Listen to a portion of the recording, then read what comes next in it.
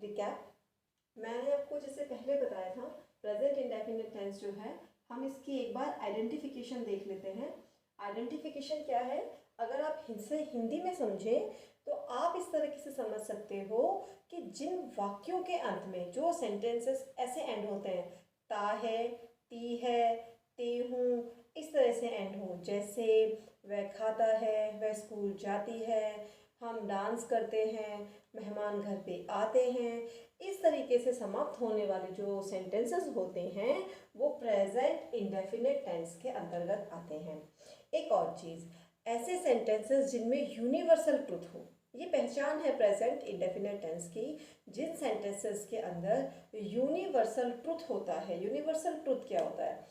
Universal truth होता है सार्वभौमिक सत्य, यानी कि ऐसी सच्चाई जो दुनिया में विशेष है। जैसे सूर्य पूर्व से उगता है, the sun rises in the east, तो एक नॉर्मल सी बात है कि वो हमेशा ऐसा ही होता है, ये एक सार्वभौमिक सत्य है। This is an universal truth. तो इस तरह की अगर कोई चीज़ें आती हैं वो भी प्रेजेंट इंडेफिनिट टेंस के अंतर्गत आती हैं। इसके अलावा कोई काम जो रोज़ाना होता है, जैसे वे रोज़ नहाते हैं, चिड़िया रोज़ पेड़ पर बैठती है, इस तरह की जो काम होते हैं वो भी प्रेजेंट इंडेफिनिट टेंस के अंतर्गत आते हैं। बात हम कर लेते हैं एक बार 3 टाइप्स ऑफ सेंटेंसेस की। वैसे तो आपने पढ़ा है सेंटेंसेस बहुत प्रकार के होते हैं, लेकिन मोस्टली यूसेज के अकॉर्डिंग हमने डिवाइड किया है। 3 टाइप्स के सेंटेंसेस पाए जाते हैं, affirmative, negative and interrogative. Affirmative sentences क्या होते हैं? I tell you once again, affirmative sentences होते हैं वो सेंटेंसेस जो बिल्कुल सीधे साधारण वाक्य होते हैं, जैसे हम खाते हैं, वे जाते हैं, वे रोज घर आते हैं, चिड़िया पेड़ों पर बैठती है, बंदर उछलते हैं, सुनार गहने बनाता है। इस तरह के जो सेंटेंसेस होते हैं, जो सीधे साधारण वाक्य होते हैं, जिनमें कि कुछ बताया जाता है, इन्हें हम अफर्मेटिव सेंटेंसेस कहते हैं। Then what is the negative sentence? Negative sentences क्या हैं? Negative sentences, as the name suggest, are those which have a negative answer और नेगेटिव टोन इन देम। जैसे कि जिसमें नहीं का भाव होता है, वे बाजार नहीं जाते हैं, हम स्कूल नहीं जाते हैं, टीचर कक्षा में नहीं पढ़ाते हैं, बच्चे दौड़ नहीं लगाते हैं। इस तरह के सेंटेंस जिसमें नहीं का प्रयोग होता है उन्हें हम नेगेटिव सेंटेंस कहते हैं। काम के न होने का भाव इसमें हमें होता है। इंटेरोगेटिव सेंटेंस, अब ये इंटेरोगेटिव सेंटेंस क्या होते हैं एक बार हम ये भी बात कर लेते हैं। इंटेरोगेटिव सेंटेंसेस आर दो sentence which ask questions, like वो वाक्य या वो सेंटेंसेस जिसके अंदर प्रश्न पूछा जाता है। प्रश्न कैसे पूछा जाता है? क्या बच्चे स्कूल जाते हैं? क्या बंदर पेड़ों पर बैठते हैं? क्या टीचर पढ़ाते हैं? इस तरह से जो क्वेश्चन पूछे जाते हैं वो इंटेरोगेटिव सेंटेंस के अंतर्गत आते हैं। आप इंटेरोगेटिव सेंटेंस की ही अगर बात करें तो और भी आ जाते हैं, वह क्यों जाता है, उसने कहाँ पे सामान रखा, इस तरह के सेंटेंसेस भी इंटेरोगेटिव सेंटेंस के अंदर अंदर आते हैं। बात कर लेते हैं एफर्मेटिव सेंटेंस की। एफर्मेटिव सेंटेंस, सबसे पहले हम अपने टेबल को दो भागों में डिवाइड करेंगे। अब आप पूछिए दो भागों में इस टेबल को क्यों डिवाइड किया है ना? मैं जो ये टेबल बना रही हूँ ये हिंदी टू इंग्लिश ट्रांसलेशन का मेथड है। आप English to English direct rules के अकॉर्डिंग भी टेंसेस सीख सकते हैं, but I think this method is very convenient for the weaker students और द बिगिनर्स स्टूडेंट। जो बिगिनर्स हैं, जो वीक स्टूडेंट्स हैं, दोनों के लिए ये जो तरीका है आई think this is the best one. तो ये उनके लिए ज़्यादा बेस्ट है। अगर आप डायरेक्टली सीखना चाहते हैं, डायरेक्ट मेथड से सीखना चाहते हैं, देन इट विल आल्सो। आगे देखिए, अब है एफर्मेटिव सेंटेंस की हम बात कर रहे थे, तो हमने टेबल को दो भागों में डिवाइड कर लिया। अब हमने क्या किया? हमने ऊपर वाली टेबल में लिखा आई वी यू दे। I am going to write it in black one. हमने लिखा है आई वे यू दे, ये होते हैं प्लूरल सब्जेक्ट। क्या होते हैं ये? प्लूरल सब्जेक्ट होते हैं। प्लूरल सब्जेक्ट में हम इन्हें रखेंगे और प्लूरल सब्जेक्ट को किस तरह से एफर्मेटिव में चेंज करना है, किस तरह से नेगेटिव में चेंज करना है, किस तरह से इंटेरोगेटिव में चेंज करना है, ये हमारा यहाँ पर चलेगा। और यहाँ हम रख देंगे सिंगुलर सब्जेक्ट। सिंगुलर सब्जेक्ट हमारे लिए हो गया ही, वह अकेला है, सिंगुलर सब्जेक्ट है। शी वह अकेली है, सिंगुलर सब्जेक्ट है। इट अकेला है, अकेली चीज है, तो ये सिंगुलर सब्जेक्ट हो गए। सब्जेक्ट आपको पता ही है, काम को करने वाला, कर्ता ही सब्जेक्ट कहलाता है। The person who is the doer of the action. अब देखिए अफर्मेटिव सेंटेंस में आई, वी, यू, दे, इन सब के साथ में आपको वर्ब जो है वो कैसा रखना है, बिल्कुल सादा रखना है। ठीक है, आपको वर्ब साधा रखना है, जबकि अगर सब्जेक्ट सिंगुलर हो तो आपको वर्ब में एस या एस ऐड करना है। एक बात और यहाँ पे हम जो है ध्यान देंगे कि सब्जेक्ट का हमारा जो कंस्ट्रक्शन है, जो सिंटैक्स क्या होनी चाहिए उसकी, वो मैं आपको बता दूं। हमेशा ध्यान रखिए, एस वी ओ नॉर्मली हमारी ये सब्जेक्ट की सिंटैक्स होती है। सबसे पहले सब्जेक्ट आता है, काम किसने किया, फिर वर्ब आता है क्या काम किया, और फिर हमारा ऑब्जेक्ट आता है, उसके करने से किस पर फल पड़ा। जैसे राम ने सेब खाया, तो राम हो गया subject, doer of the action, काम को करने वाला कर्ता। वर्ब हो गया क्या काम किया, राम ने सेब को खाया, खाया यानी कि ईट हो गया हमारा वर्ब। और एप्पल, खाने का फर्क किस पे पड़ रहा है, एप्पल पे पड़ रहा है, तो एप्पल हो गया हमारा object. Ram ate an apple, ये हमारा इसमें सेंटेंस होगा। आगे देखिए, यहाँ पे हम देखेंगे तो इसी तरह से पहले सब्जेक्ट आ जाएगा, फिर वर्ब को सादा रख लेना और फिर ऑब्जेक्ट आ जाएगा। कैसे आएगा देखिए, जैसे मैं, आई मनी मैं, आप मैं से कोई भी एक सेंटेंस बनाइए। जैसे हमने एक सेंटेंस बनाया, मैं पढ़ती हूँ, मैं पढ़ती हूँ, या मैं किताब पढ़ती हूँ। तो मैं यानी कि सबसे पहले सब्जेक्ट, तो आई, फिर पढ़ती हूँ, काम क्या हो रहा है, पढ़ने का। पढ़ने को इंग्लिश में हम कहते हैं रीड। वर्ब हमें सादा रखनी है तो हम रीड को रीड ही रखेंगे। अगर यहाँ किताब होगा तो हम लिख देंगे आई रीड अ बुक, और अगर नहीं है तो हम केवल आई रीड रख देंगे। ठीक है, और अगर मैं किताब पढ़ती हूँ तो आई read a book.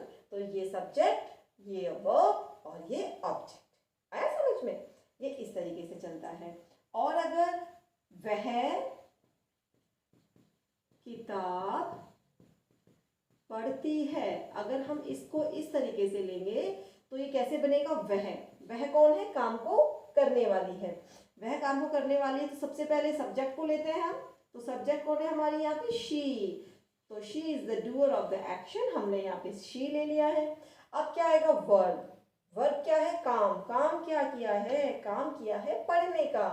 She read, पढ़ना, शी रीड। अब हमें क्या करना है, हम ऊपर देख पा रहे हैं कि वर्ब में एस या ईएस लगाया जाता है, तो हम यहाँ पर एस लगा देते हैं। किसी किसी वर्ब्स में एस लगाया जाता है और किसी किसी वर्ब्स में ईएस लगाया जाता है। शी रीड्स, अब ये हो गया, वह पढ़ती है हो गया, बच गया किताब, तो हम लिख देंगे a book, she reads a book. ये हमारा सेंटेंस बन जाएगा प्रेजेंट इंडेफिनिट टेंस में। नेगेटिव वेरी इजी, हमें क्या करना है, नॉट लगाना है और डू नॉट लगाना है ना। अब देखिए हम नॉट कैसे लगाएंगे, डू और डज का हम प्रयोग करेंगे। प्रेजेंट इंडेफिनिट टेंस की हेल्पिंग वर्ब जो है वो होती है डू और डज। ये अब काम आएगी जब हम नेगेटिव सेंटेंस और इंटेरोगेटिव सेंटेंसेस को पढ़ेंगे। देखिए अब जैसे आपको पता है आपका सेंटेंस का कंस्ट्रक्शन कैसे होता है, S V O, subject then verb then object के अकॉर्डिंग होता है। तो आप क्या करेंगे, मैं किताब नहीं पढ़ती हूँ, सबसे पहले सब्जेक्ट, फिर सब्जेक्ट और वर्ब के बीच में लगती है helping verb. Helping verb do और डज है। जो प्लूरल सब्जेक्ट है, बहुवचन करता है, उनके साथ डू लगा दीजिए, और जो एक है बेचारे अकेले हैं उनके साथ में डज लगा दीजिए। तो I do not read a book. What is, आगे देखिए, इसके बाद शी रीड्स अ बुक, वह एक किताब पढ़ती है, तो शी डज नॉट, हम यहाँ लगाएंगे डज नॉट, ई एस आ गया, अब हमें ज़रूरत नहीं है, तो रीड्स को हटा के जैसे हमने पहले रीड्स रखा था अब इस एस की आवश्यकता नहीं है, ये ग्रामेटिकल मिस्टेक हो जाएगा। She does not read a book, तो नॉट का यूज हो गया। ऐसे ही आ जाता है इंटेरोगेटिव सेंटेंसेस। इंटेरोगेटिव सेंटेंस में हमें क्या करना होता है, सबसे पहले तो हेल्पिंग वर्ब आ जाती है, फिर सब्जेक्ट, फिर वर्ब और फिर ऑब्जेक्ट, लास्ट में क्वेश्चन मार्क आ जाता है। हम इसको बनाएंगे तो हम बनाएंगे do I read a book, क्या मैं एक किताब पढ़ती हूँ। Do they read a book, क्या वे एक किताब पढ़ते हैं। Do we read a book, क्या हम किताब पढ़ते हैं। इसी तरह से यहाँ पर भी डज जो है वो यहाँ शुरू में आ जाएगा, हम बनाएंगे does she read a book, क्या वह एक किताब पढ़ती है। डज शी, सॉरी ही कर देते हैं, शी का हम एक बार कर चुके हैं। Does he read a book, क्या वह एक किताब पढ़ता है। अब इट का और लगा लीजिए, हम इट का भी बना लेते हैं। Does it read a book, क्या वह एक किताब पढ़ती है, and there is a question mark. तो स्टूडेंट्स आपने देखा ये था हमारा प्रेजेंट इंडेफिनिट टेंस। इसके अलावा भी प्रेजेंट इंडेफिनिट टेंस में कुछ एक दो रूल्स हैं, बट एक सिंपल जो एक ओवरव्यू है वो मैंने आपको दे दिया है, कैसे आप एक नॉर्मल सेंटेंसेस को, जो नॉर्मली हमारे सेंटेंसेस होते हैं, कैसे आप उनको कन्वर्ट कर सकते हैं हिंदी टू इंग्लिश में, उनका कन्वर्जन हो सकता है। एक बार आप टेबल देख लीजिए और फिर समझने की कोशिश कीजिए। तो आई होप आपने देख लिया होगा। अब हम कुछ सेंटेंसेस के बारे में बात करेंगे। प्रेजेंट इंडेफिनिट टेंस, जैसे कि हम जानते हैं इसकी हेल्पिंग वर्ब होती है डू एंड डज। आइए कुछ सेंटेंसेस देख लेते हैं। फर्स्ट सेंटेंस है राम मंदिर जाता है। राम मंदिर जाता है। अच्छा, सबसे पहले हमें अपना सेंटेंस स्ट्रक्चर याद है, S plus V plus O, यानी कि पहले पहले सब्जेक्ट आएगा जिसने काम को किया, कौन जाता है, कौन खाता है, कौन पीता है, सबसे पहले उसे लिखना है। उसके बाद में वर्ब, वो क्या करता है, खाता है, पीता है, जाता है, रोता है, उसको लिखना है। उसके बाद उसके ऑब्जेक्ट को, वो कहाँ जाता है, मंदिर जाता है, सेब खाता है, उसको लिखना है, लास्ट में लिखना है। तो हम लिखेंगे राम मंदिर जाता है। मैं इसके टुकड़े करके दिखाती हूँ आपको। सबसे पहले राम तो है हमारा सब्जेक्ट, जाता है, काम क्या कर रहा है, वो मंदिर जा रहा है, जा रहा है, इसलिए ये होगा हमारा वर्ब, और कहाँ, मंदिर, ये होगा लास्ट में ऑब्जेक्ट। अब हम इसको ट्रांसलेट करेंगे। सबसे पहले एस लिखते हैं, यानी कि सब्जेक्ट, सब्जेक्ट है रहीम, सब्जेक्ट है रहीम, तो मैंने लिखा रहीम।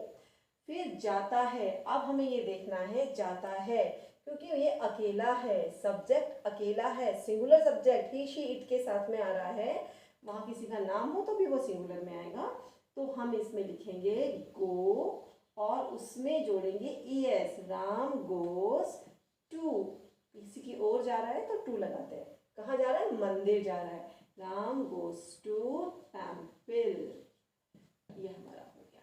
ठीक है। सिया अखबार पढ़ती है।